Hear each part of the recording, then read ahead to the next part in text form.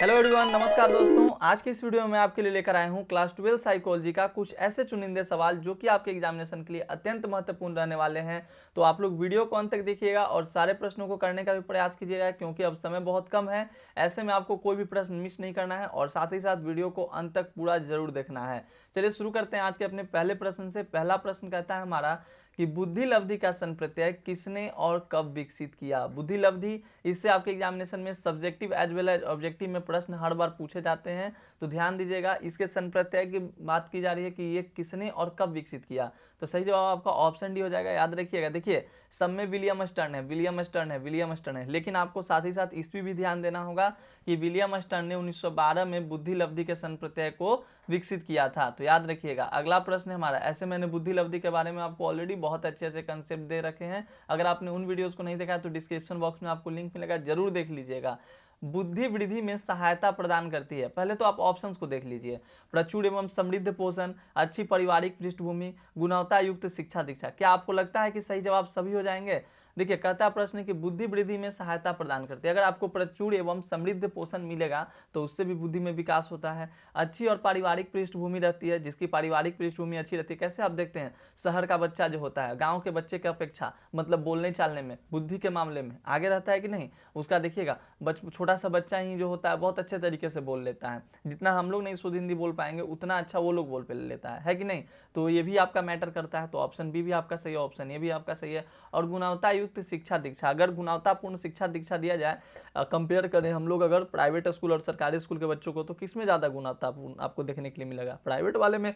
तो ये आपका ऑप्शन डी सभी हो जाएंगे। क्लियर? तो याद रखिएगा, बुद्धि वृद्धि में सहायता प्रदान करती है, आपके सभी सही जवाब हो जाएंगे। अगला प्रश्न आप देखेंगे, थर्ड नंबर, देखिए क्या कहता है कि कुछ लोग दूसरों की तुलना में अधिक बुद्धिमान क्यों होते हैं। एग्जाम्पल के तौर पे ले लीजिए, कोई कहता होगा आपको, क्लास व्लास में जाते होंगे पढ़ने, तो कहता होगा तुम बड़े तेज हो यार। तो कैसे? तो कुछ लोग दूसरों की तुलना में अधिक बुद्धिमान क्यों होते हैं? ऑप्शन है अनुवंशिकता के कारण, पर्यावरणीय कारकों के कारण, ए और बी दोनों, या इनमें से कोई नहीं। तो ध्यान रखिएगा, कुछ लोग जो होते हैं दूसरों की तुलना में अधिक बुद्धिमान दोस्तों इसलिए होते हैं क्योंकि उनके या तो आनुवंशिकता कारण भी हो सकता है या पर्यावरणीय कारकों के कारण भी हो सकता है। देखिए, आनुवंशिकता मतलब कहने का हुआ जैसे कि उसके शुरू से ही वंशज में उसके दादाजी भी तेज थे, पिताजी भी तेज थे, या माताजी तेज हैं, तो बेटा भी मतलब सिंपल सा बात है कि तेज होता ही होता है। तो अनुवंशिकता हो जाता है।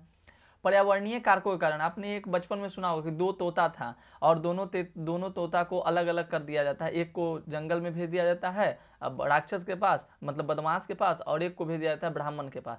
तो ब्राह्मण वाला तोता होता है वो अच्छी भाषा का प्रयोग करने लगता है, और वो जो होता है वो मतलब गंदी गंदी भाषाओं को बोलना सीख जाता है। तो पर्यावरण भी जो होता है डिपेंड करता है बुद्धि के लिए। तो याद रखिएगा, कुछ लोग दूसरे की तुलना में बुद्धिमान इसलिए होते हैं, या तो उनकी आनुवंशिकता होती है या पर्यावरणीय कारकों के कारण। तो दोनों इसमें मैटर करता है, इसलिए आपका ऑप्शन सी हो जाएगा, ए और बी दोनों। क्लियर? तो ध्यान रखेंगे इस तरह के कंसेप्ट को। अगला प्रश्न देखिए, साइकोलॉजी जो है बिल्कुल भारी नहीं है। अगर आप इसको ध्यानपूर्वक पढ़ लेंगे तो कहीं पे आपको कोई दिक्कत नहीं होना। और अब से एग्जामिनेशन तक प्रतिदिन आपको वीडियोज मिलेंगे, लाइव क्लास भी मिलेंगे, तो आप लोग प्रतिदिन जुड़िएगा। पीडीएफ के लिए आपको पता है, गूगल पे सर्च कर लीजिएगा सॉफ्ट स्टडी आकाश कुमार, और वहाँ पे जो होम वाला ऑप्शन होगा इस तरह का 3 डॉट रहता है, उस पर क्लिक कीजिएगा तो आपको लिखा हो रहेगा साइकोलॉजी। तो साइकोलॉजी पे क्लिक कीजिएगा तो आपको जितने भी साइकोलॉजी से जुड़े हुए स्टडी मटेरियल्स होंगे सारा चीज मिल जाएगा। क्लियर? अब देखिए, बुद्धि के विषय पर शोध कार्य करने वाले पहले मनोवैज्ञानिक कौन थे? दम वीवीआई रख लीजिए, वीवीआई प्रश्न है कि बुद्धि के विषय पर शोध कार्य करने वाले आपके पहले मनोवैज्ञानिक कौन थे। तो याद रखिएगा मित्र,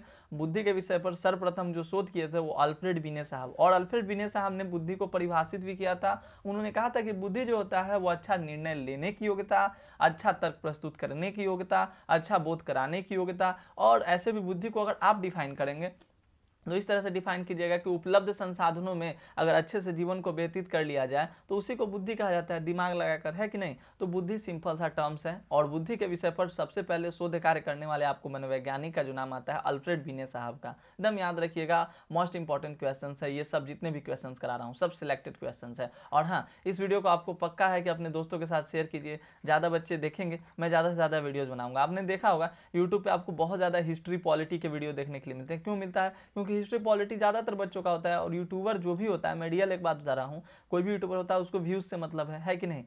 मेरे जैसे ही टीचर्स होते हैं जिनको व्यूज़ से मतलब नहीं होता है, वो सारे विषय को पढ़ा देते हैं, लेकिन ज़्यादा लोग जिस पे देखते हैं कि ज़्यादा ट्रैफिक आ रहा है उसको पढ़ाना पसंद करते हैं, है ना मित्र। तो इसीलिए आप लोग भी इसको शेयर कीजिए, ज़्यादा से ज़्यादा व्यूज़ लाइए इस पर। बुद्धि के एक कारक सिद्धांत को किसने प्रतिपादित किया था? देखिए अभी बुद्धि के विषय पर शोध कार्य करने वाले आपके अल्फ्रेड बिने साहब, लेकिन पूछ रहा है बुद्धि के एक कारक सिद्धांत को किसने प्रतिपादित किया, तो याद रखिएगा ऑप्शन बी, अल्फ्रेड बिने साहब ने ही बुद्धि के एक कारक सिद्धांत को भी प्रतिपादित किया था। यानी कि बुद्धि के विषय पर सबसे पहले शोध कार्य भी अल्फ्रेड बिने साहब ने किया दोस्त, और बुद्धि के विषय पे जो एक कारक सिद्धांत दिया वो भी अल्फ्रेड बिने साहब ने ही दिया दोस्त। तो याद रखिएगा अल्फ्रेड बिने आपके दोनों में सही जवाब हो जाएंगे। अगला प्रश्न देख लीजिए कि बुद्धि का द्विकारक सिद्धांत किसने दिया। अब मैंने तीनों प्रश्न एक ही साथ आपको यहाँ पे कवर करा दिया। पहला कि बुद्धि के विषय पर सबसे पहले शोध कार्य किसने किया, अल्फ्रेड बिने। एक कारक सिद्धांत किसने दिया, तो अल्फ्रेड बिने। फिर उसके बाद है बुद्धि का द्विकारक सिद्धांत, तो गलती से भी अल्फ्रेड बिने नहीं, इसका हो जाएगा चार्ल्स स्पीयरमैन। क्या जी, ऑप्शन ए हो जाएंगे, चार्ल्स स्पीयरमैन ने बुद्धि का द्विकारक सिद्धांत प्रस्तुत किया था।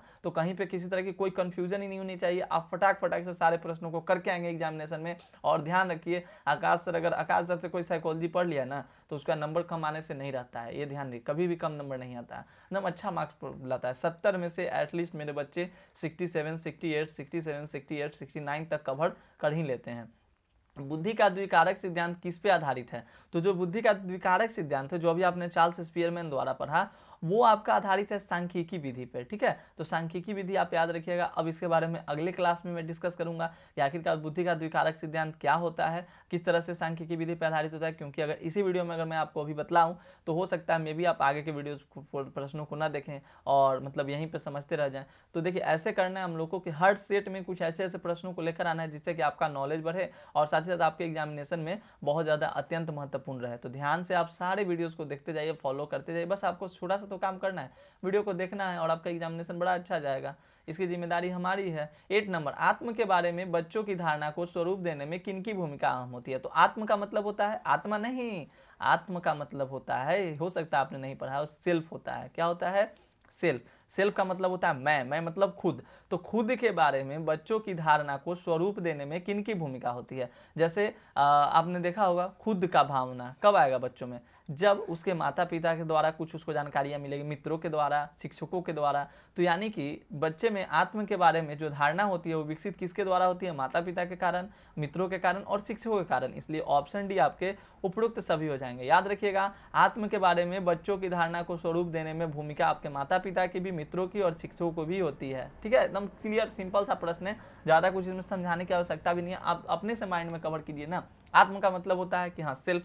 तो सेल्फ के बारे में आपके अंदर विकसित कैसे हुआ, आप खुद जान गए, जन्म लेते ही जान गए नहीं, आपने उस परवरिश में रहे, आप उस वातावरण में रहे, माता पिता के साथ रहे, मित्रों के साथ रहे, शिक्षकों के साथ रहे, तब ना आपको माता मित्रों के साथ गए तो कुछ गंदी आदतें आपने सीखा, माता पिता के साथ बड़ों का आदर करना, किस तरह से किसको व्यवहार करना ये सीखा, शिक्षकों के साथ आप गए तो शिक्षकों के साथ आप जाकर क्या सीखें, पढ़ाई लिखाई के बारे में सीखें, यही होता है जनरल। मित्र के साथ लोग गंदी आदतें मित्र से ही सीखते हैं, ये बात ध्यान रखिएगा। माता पिता थोड़ी सिखाता है, शिक्षक थोड़ी सिखाता है, सब दोस्त सिखाता है।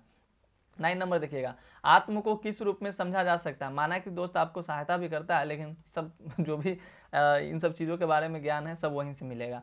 आत्म को किस रूप में समझा जा सकता है, देखिए आत्म मतलब सेल्फ को, तो सेल्फ आपका आत्मगत भी हो सकता है, वस्तुगत भी हो सकता है। यानी कि आपके द्वारा मतलब आत्मगत भी आप प्रदान कर सकते हैं या वस्तुगत भी आपको सेल्फ, आप में अंदर सेल्फ की जो धारणा होती है वो उत्पन्न होती है। क्लियर, तो ऐसे ध्यान रखिएगा, ऑप्शन सी आपका हो जाएगा। देखिए आत्म का तात्पर्य अपने संदर्भ में व्यक्ति के, तो आत्म का मतलब होता है कि अपने आप को समझना। देखिएगा ऑप्शंस को पहले देख लेते हैं, सचेतन के अनुभवों की समग्रता से, चिंतन की समग्रता से, भावनाओं की समग्रता से। तो सही जवाब देखिए मैं बतला दूं, सचेतन मतलब होता है अच्छा चेतन, चिंतन मतलब चिंतन करना, मतलब सोचना विचारना, ये हो गया आपका, और भावनाओं की समग्रता यानी कि किसी के इमोशनल को समझना, ये सब।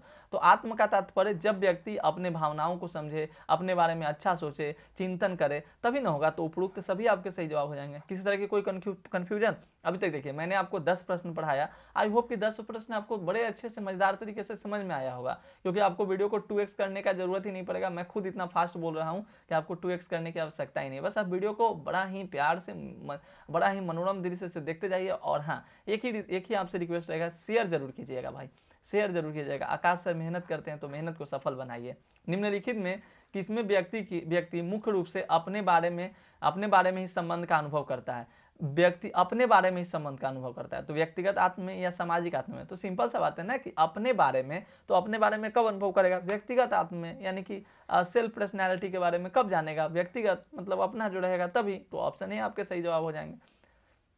यही सब प्रश्न इन लोगों को भारी लगता था, एकदम रो दिया था सब, एकदम डेली का daily comment, sir psychology psychology. बोले कि ठीक है रुको, साइकोलॉजी का कैसे धजिया उड़ता है, देखो साइकोलॉजी का पूरा धजिया उड़ा के रख देते हैं। निम्नलिखित में किसमें सहयोग, संबंधन, त्याग, एकता जैसे जीवन के पक्षों पर बल दिया जाता है। देखिए सहयोग, संबंधन, त्याग जैसे, एकता जैसे जीवन के पक्षों पर जो बल दिया जाता है वो दोस्तों वो आपका सामाजिक आत्म पे होता है। नहीं, समाज में हम लोग सीखते हैं कैसे किसी को सहयोग करना है, संबंध किस प्रकार का रखना है, त्याग की भावना सीखते हैं, नहीं भाई गरीब है, एकता की भावना हम लोग सामाजिक आत्म से हम लोग का विकसित होता है। तो अपने बारे व्यक्तिगत आत्म से, और सहयोग, संबंधन, त्याग, एकता इस सब के बारे में सामाजिक आत्म से विकसित होता है। याद रखिएगा, अच्छा सा प्रश्न है। अगला देखते हैं 13 नंबर प्रश्न। इनमें किसने मनोवृत्ति की सर्वोत्तम परिभाषा दी। आ गया ना मनोवृत्ति, लड़कियां कहती है मेरे में तो एटीट्यूड है, तो आ गया एटीट्यूड और एप्टीट्यूड दोनों में थोड़ा सा अंतर होता है, क्वाइट डिफरेंट है, उसके बारे में भी डिस्कस कर ही लेंगे।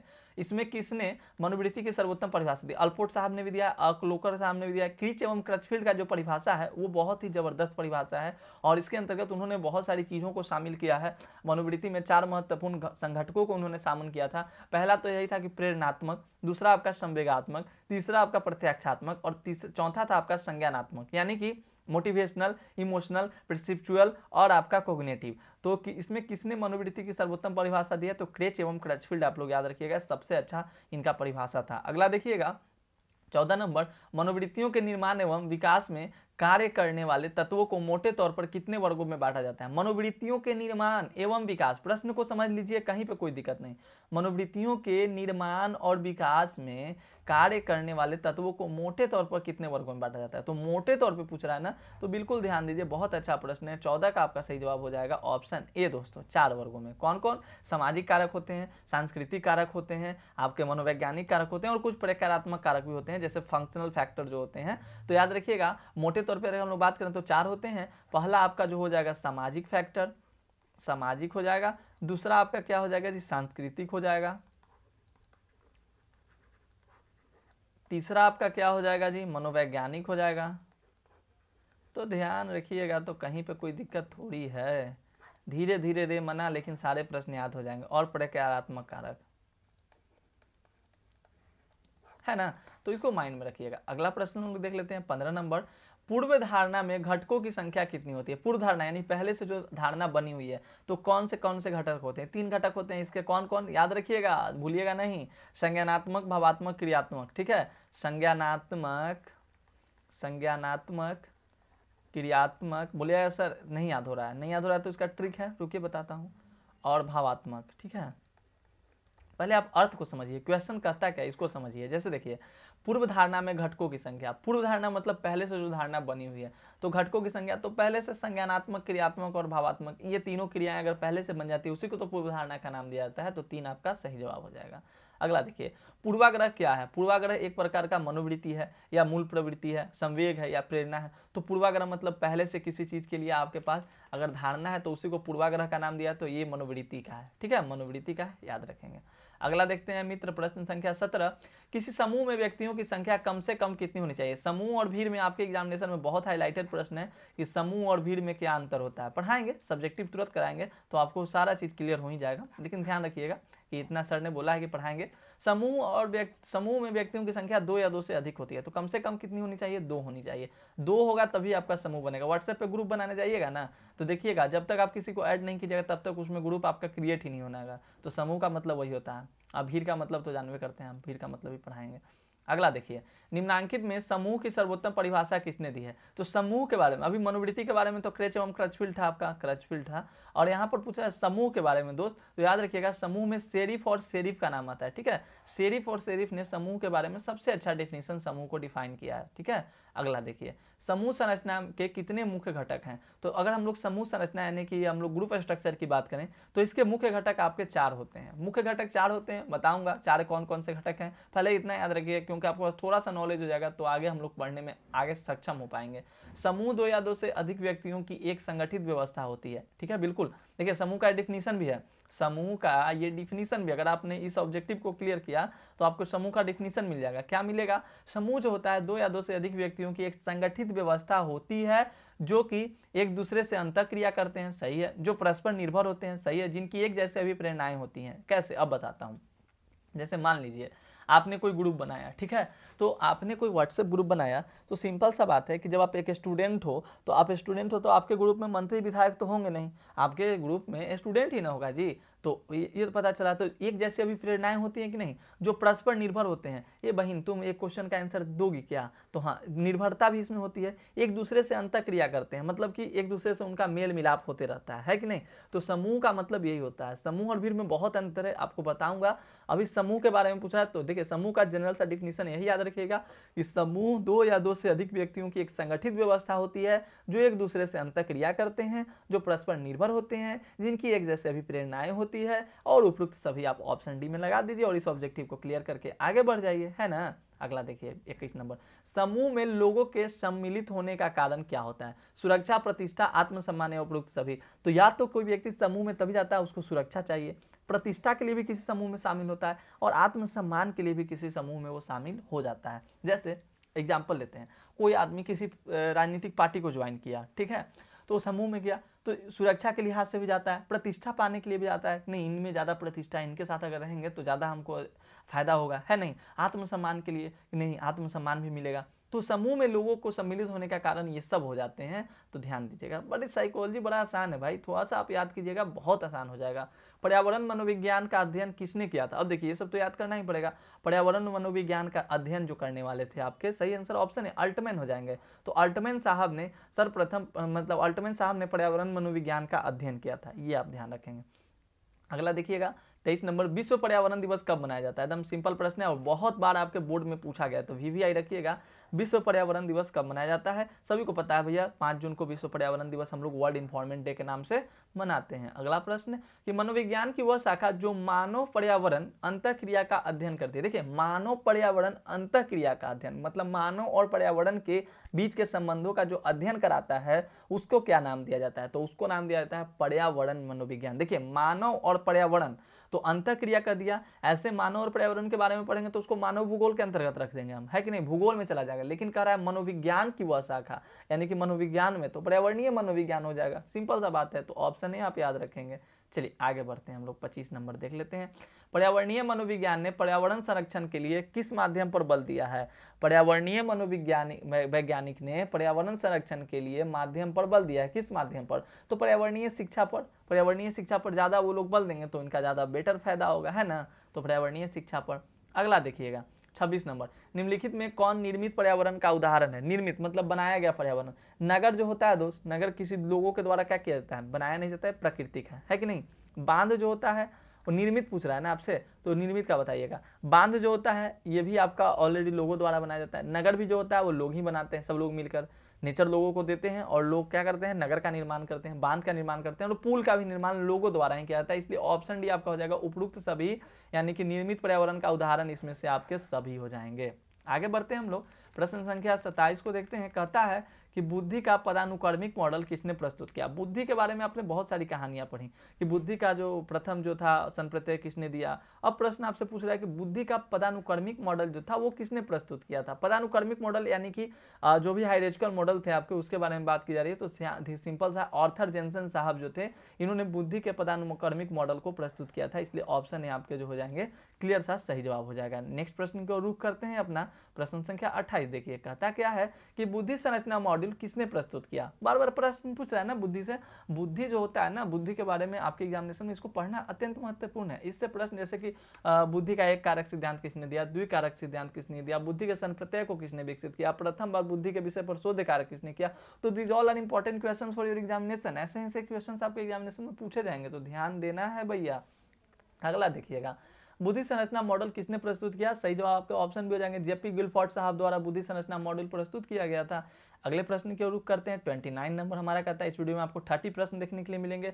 बुद्धि संरचना मॉडल में बौद्धिक विशेषताओं को कितने विमाओं में वर्गीकृत किया गया। आप सलाई का खोखा देखें, सलाई का खोखा, ठीक है, सलाई का खोखा देखते हैं, उसका किस प्रकार का आकार होता है। उसका प्रकार इस प्रकार का होता है, आकार उसका जो होता है वो इस प्रकार का होता है, आपने देखा होगा क्यूबाइट के टाइप का। सलाई नहीं समझते हैं? हाँ, इस तरह का होता है, मतलब कुछ मतलब इस तरह का होता है। तो इसमें बीमाएँ जो होती है इसी को कहा जाता है बीमा, जो साइड साइड से है ना इसको बीमा कहा जाता है। तो बुद्धि संरचना मॉड्यूल जो प्रस्तुत किया गया उसमें बौद्धिक बीमाओं को भी दर्शाया गया। तो कितने बीमाएँ थे भाई? तो 3 बीमाओं को दर्शाया गया था। कितने? 3 बीमाओं को दर्शाया गया था, याद रखिएगा। लंबाई ऐसे आप याद रखिए ना, ऊंचाई लंबाई चौड़ाई, ऊंचाई लंबाई चौड़ाई, ऐसे याद रखिए, लंबाई चौड़ाई ऊंचाई, तो आपको ध्यान में रहेगा कि 3 बीमा थे। बहुबुद्धि का सिद्धांत किसने प्रस्तुत किया? तो हार्वर्ड गार्डनर साहब द्वारा बहुबुद्धि का सिद्धांत प्रस्तुत किया गया था। तो देखिए मेरे मुंह पे तो सारा प्रश्न है, सारा प्रश्न का जवाब है, बट आपको जब फायदा कब होगा, मैंने तो वीडियोज बना दिया, लेकिन जब तक आप इस वीडियो को फुल्ली अच्छे तरीके से याद नहीं कर लेते हो तब तक इस वीडियो का कोई फायदा होगा जी? नहीं फायदा होगा। यूट्यूब पे ऐसे ही वेस्ट पड़ा रहेगा। एक काम करना है आपको, सारे प्रश्नों को अच्छे से याद कर लेना है। अगर एक क्लास मतलब एक बार देखने से नहीं याद होता है तो आप दोबारा इसको देखिए, अपने दोस्तों के साथ शेयर भी कर दीजिएगा, क्योंकि आप पता है आपको बिहार में सबसे कम अगर साइकोलॉजी कोई पढ़ाता ही नहीं है, बहुत ही कम चैनल वाले, और उतना अच्छा ट्रस्टेड चैनल जो कि अपना है, तो ऐसे तो आपको बहुत ही कम लोग मिलेंगे। इसलिए आपको क्या करना होगा, जितना हो सके अपने मित्रों में, बंधुओं में, सखाओं में, सब लोगों में शेयर कीजिए, ताकि सब लोगों को समझ में आ जाए। और कम समय है एग्जामिनेशन में दोस्त, ऐसे प्रतिदिन आप जुड़ा कीजिए, प्रतिदिन आपके लिए क्लासेस में ऐसे ही लाते रहूँगा। और उम्मीद करता हूँ आपको अच्छा लगा, तो एक अपना प्यारा सा कमेंट छोड़ते हुए जाइएगा, लाइक कर दीजिएगा। मिलते हैं अगले क्लास में, तब तक के लिए धन्यवाद। जय हिंद, जय भारत। जल्द ही हम लोग सब्जेक्टिव के क्लास में मिलेंगे।